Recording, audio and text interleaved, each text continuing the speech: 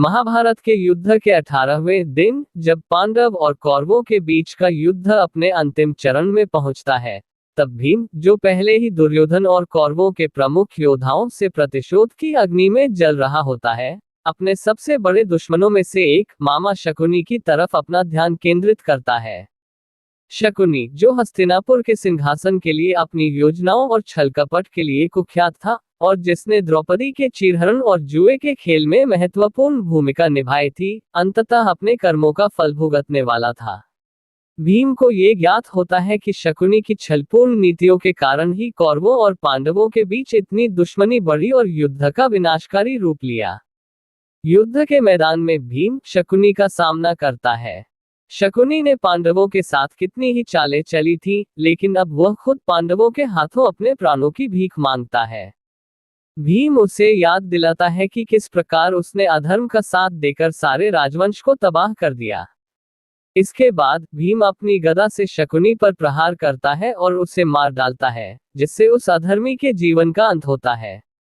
संदेश: शकुनी वध का ये दृश्य हमें ये सिखाता है कि अधर्म और छल कपट की नीति अंततः स्वयं को ही नष्ट करती है। यहाँ शकुनी वध का विस्तृत वर्णन प्रस्तुत है।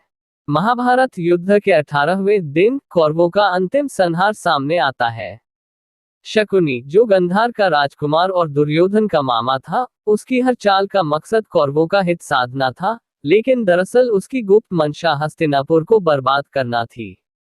शकुनी ने अपने परिवार की मृत्यु का प्रतिशोध लेने के लिए ही अपने भांजे दुर्योधन का समर्थन किया और पांडवों के खिलाफ कूटनीति और चालबाजी के कई जाल बिछाए। युद्ध में शकुनी की मुठभेड़ सीधे भीमसेन से होती है, जो पांडवों के सबसे ताकतवर योद्धा माने जाते हैं।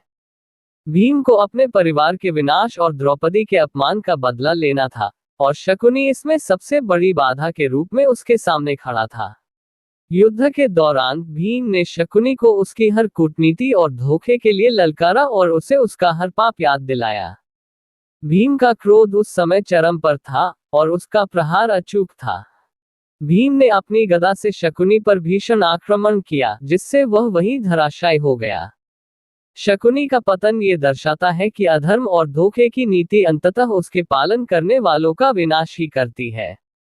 अर्थपूर्ण संवाद: इस दृश्य में भीम के द्वारा कही गई पंक्तियां विशेषकर शक्तिशाली होती हैं। वह कहता है, हे अधर्मी शकुनी, तूने जो पाप किए हैं, उनके परिणाम स्वरूप आज तेरा अंत आ गया है। तूने अपने स्वार्थ के कारण सारे कुल को विनाश की ओर ढकेला है।